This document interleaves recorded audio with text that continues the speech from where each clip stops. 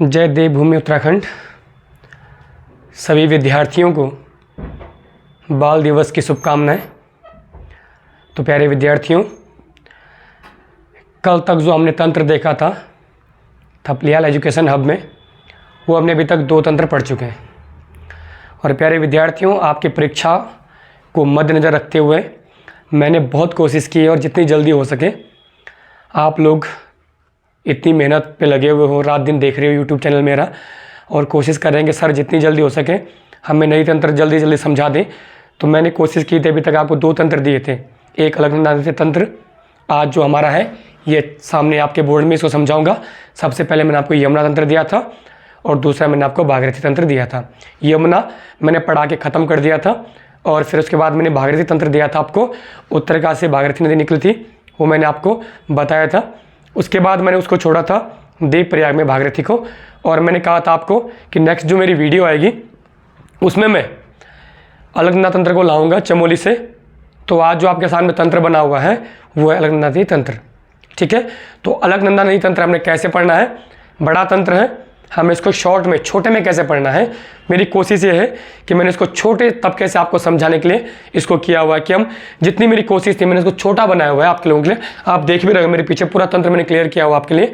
तो मेरी कोशिश है प्यारे विद्यार्थियों, लगन के साथ, समय कम है और हमने समय का सदुपयोग करना है, क्योंकि मुझे पता है कई विद्यार्थी काफ़ी लगन और मेहनत से लगे हुए हैं। तो देखना बेटा, एक दिन जो लगन और मेहनत होती है एक दिन सफलता जरूर आपके कदम चूमेगी, और आप लोग ऐसी निरंतर मेहनत करते रहें।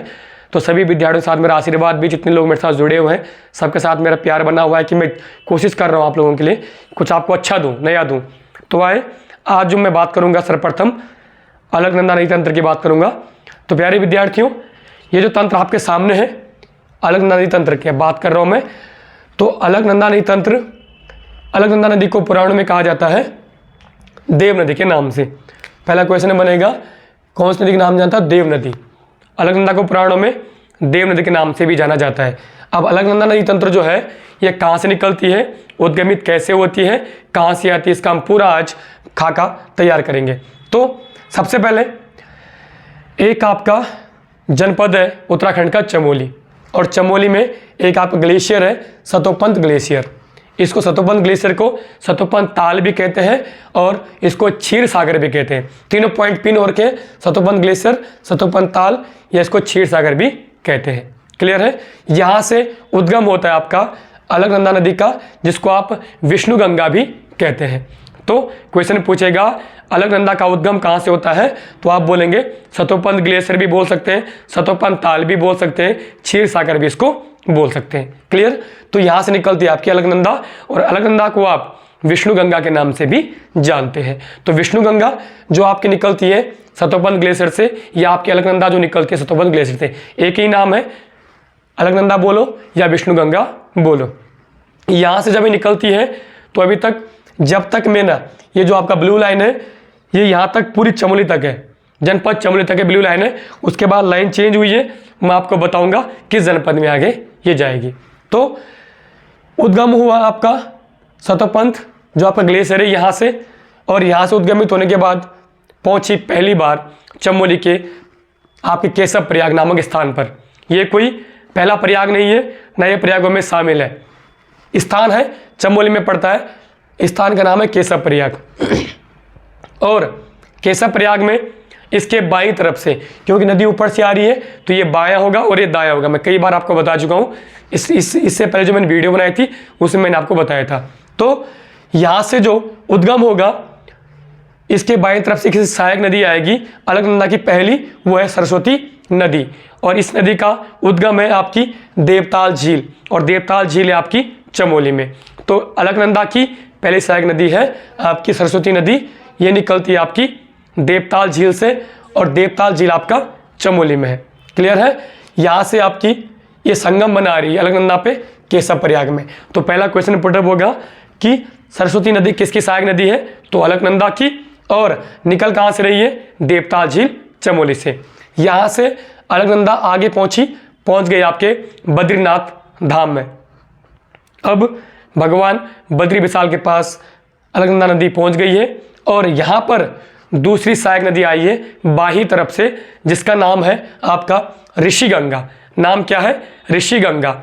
अब ये जो ऋषि गंगा है ये भी आपकी चमोली से क्या हो रहा है, इसका उद्गम हो रहा है। और चमोली के कहाँ से, नीलकंठ पर्वत से।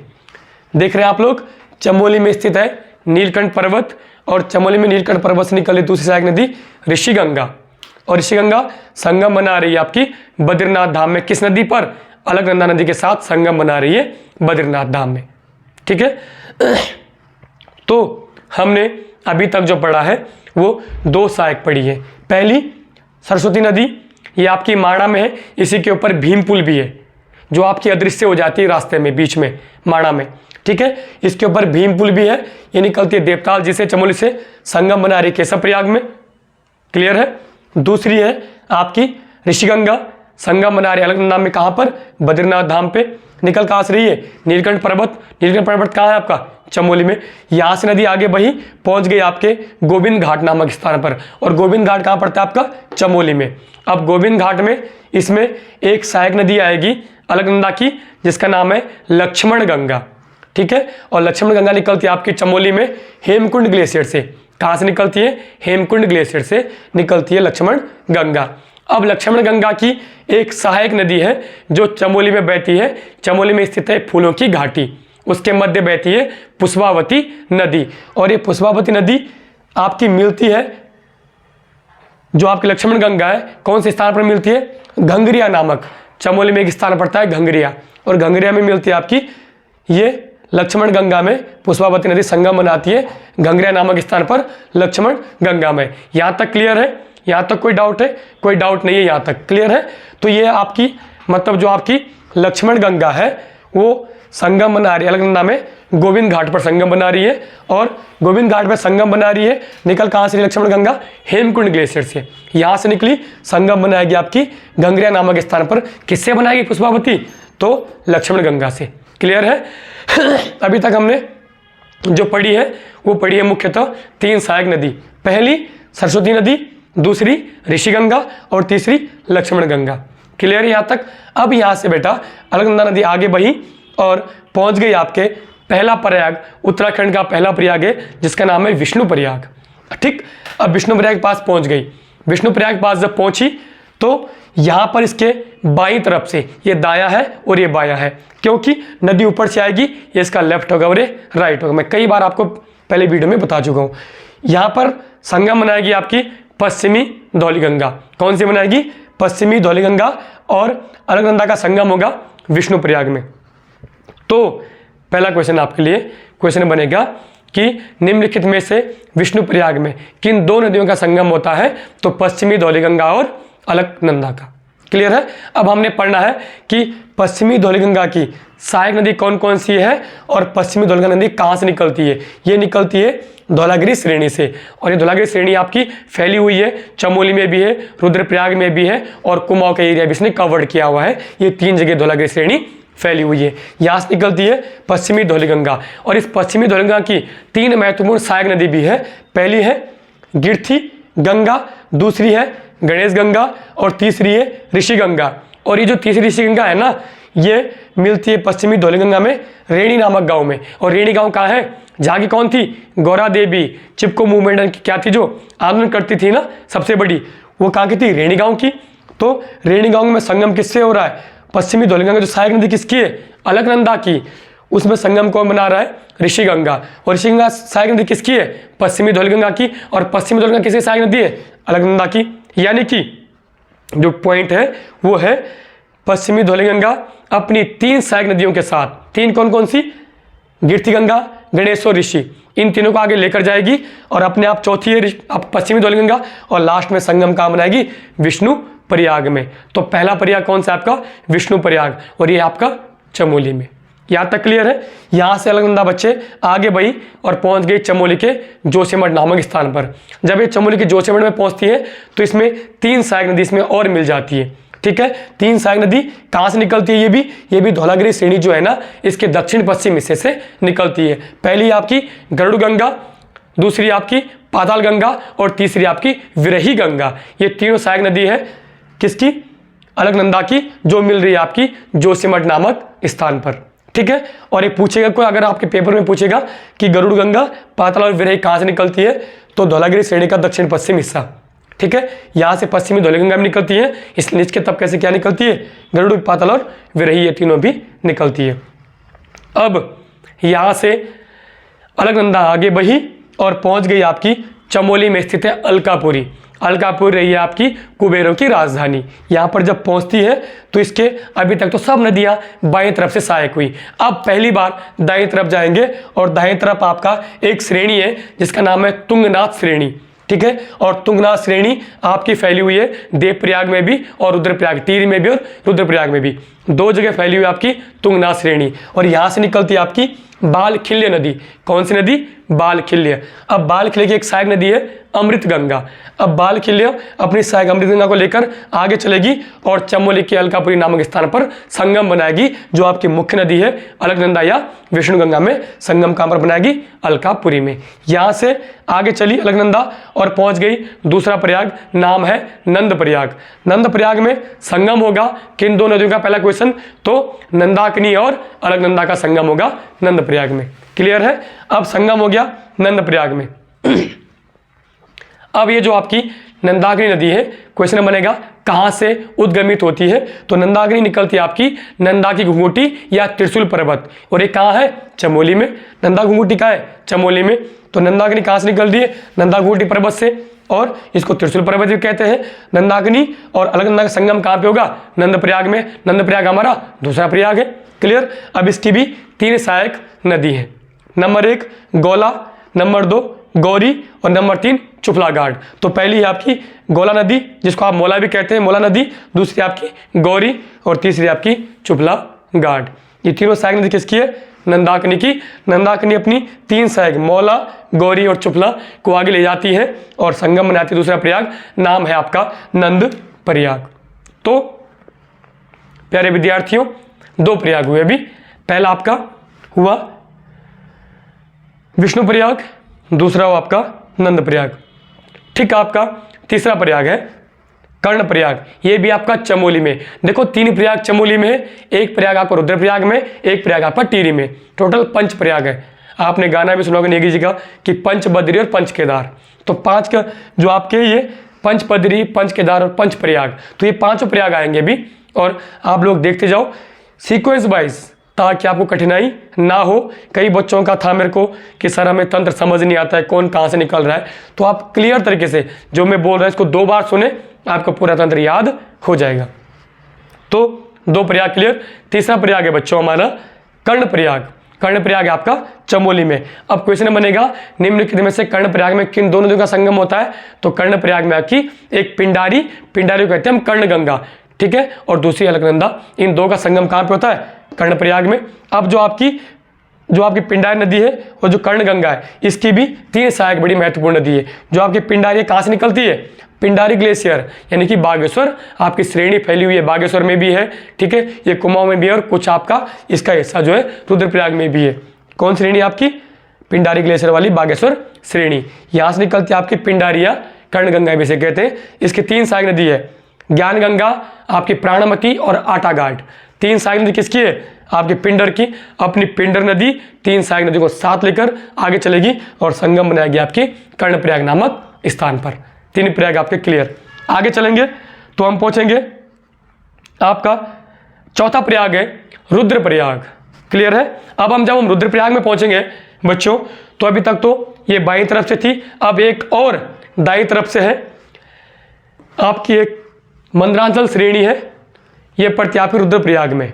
और रुद्रप्रयाग में मंदरांचल श्रेणी में एक ताल है चौराबाड़ी ताल, इसको आप सुरबदी ताल भी कहते हैं और गांधी सरोवर भी कहते हैं, क्योंकि 1948 में गांधी की अस्थियों को इसी ताल में विसर्जित किया गया था, इसलिए इसको गांधी सरोवर या सुरबदी ताल भी कहा जाता है। क्लियर। तो यहाँ से इस चौराबाड़ी ताल से एक नदी निकलती है मंदाकिनी नदी, और मंदाकिनी और अलकनंदा का संगम होता है आपका रुद्रप्रयाग में। चौथा प्रयाग कौन सा है, रुद्रप्रयाग। तो क्वेश्चन बनेगा रुद्रप्रयाग में किन दोनों नदी का संगम होता है, तो मंदाकिनी और अलकनंदा का संगम कहाँ पे होता है, रुद्रप्रयाग में। अब मंदाकिनी की सहायक नदी कौन कौन सी है, मधुगंगा। और मधुगंगा कहाँ पर मिलती है? कालीमठ नामक स्थान पर। कालीमठ स्थान कहाँ है? रुद्रप्रयाग में। दूसरी सहायक नदी आपकी है सोनगंगा, और सोनगंगा कहाँ से निकलती है? वासुकी ताल, टिहरी और रुद्रप्रयाग के मध्य स्थित है ताल, वासुकी ताल। इस ताल की विशेषता, इसका पानी लाल कलर का है, रेड कलर का, ठीक है। तो यहाँ से निकलता है सोनगंगा। अब आपकी जो मंदाकिनी है, ये अपनी एक सहायक नदी कौन सी है? मधुगंगा। दूसरी है सोनगंगा, जो कहाँ से निकलती है? वासुकी ताल से। और ये कहाँ से निकलती है आपकी? मंदाकिनी, चौराबाड़ी ताल से। तो मंदाकिनी सहायक कौन कौन सी? मधुगंगा भी है और सोनगंगा भी है। अपनी दो सहायक नदी के साथ आगे चलेगी। और ये सोनगंगा कहाँ मिलती है? सोनप्रयाग में। सोनप्रयाग में कहाँ पर मिलती है? मंदाकिनी के पास। तो मंदाकिनी की एक सहायक नदी कौन सी हो गई? सोनगंगा। दूसरी हो गई मधुगंगा। तो ये दोनों अपनी सहायक नदी के साथ आगे बढ़ेगी और संगम बनाएगी अलकनंदा में, रुद्रप्रयाग नामक स्थान पर। क्लियर है? अब यहाँ तक जब हम पहुंचे तो हमारे पास 4 प्रयाग क्लियर हो गए। देखो प्यारे विद्यार्थियों, पहला प्रयाग विष्णु प्रयाग, दूसरा प्रयाग नंद प्रयाग, तीसरा प्रयाग कर्ण प्रयाग और चौथा प्रयाग रुद्रप्रयाग। क्लियर है? तो क्वेश्चन कैसे बनेगा? पहला प्रयाग आपका कहाँ गया? आपका विष्णु प्रयाग।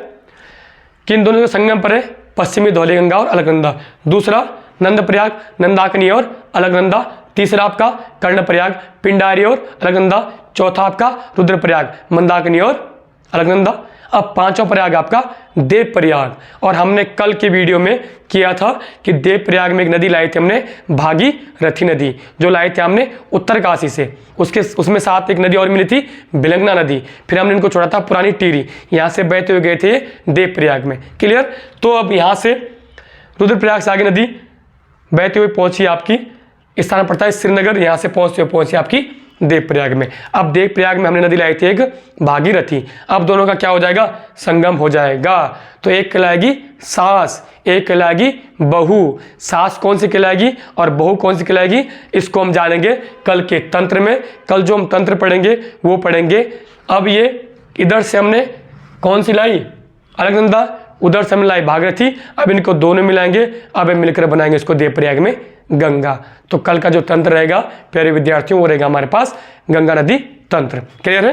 थोड़ा मैं आपको जानकारी दे दूं कि जो आपका सतोपंथ ताल है, ये वाला सतोपंथ से देवप्रयाग तक जो दूरी है आपकी अलकनंदा की, वो है 195 किलोमीटर।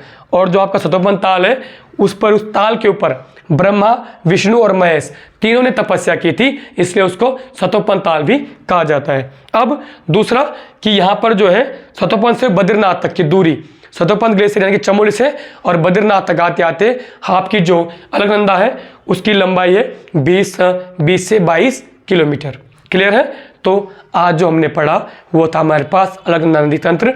तो विद्यार्थियों, परीक्षा नज़दीक है और कतई होपलेस ना हुए, क्योंकि आप अपनी मेहनत पर भरोसा रखें और थपलियाल एजुकेशन हब आपके साथ निरंतर बना हुआ है। और मेरी जितनी भी कोशिश होगी कि मैं आपको कम समय में कितना ज़्यादा मैटर दूं, ताकि आपको परीक्षाओं में किसी प्रकार की कठिनाई, कोई क्वेश्चन आपका छूटे ना। क्लियर है? तो आज हमने पढ़ा अलकनंदा तंत्र, और मैं उम्मीद करता हूँ कि आपने जो ये तंत्र पढ़ा अलकनंदा आपको अच्छे समझ आ गया होगा। अगर आपको फिर भी समझ नहीं आया तो आप इस वीडियो को 2-3 बार सुने, आपको पूरा क्लियर हो जाएगा। ठीक है? तो आज के लिए यहीं तक बनते हैं, कल आपकी वीडियो आएगी आगे। ठीक है? तो निरंतर आप वीडियो देखते रहें और आगे भी आपको ऐसे अपडेट्स दिए जाएंगे। धन्यवाद। जय उत्तराखंड।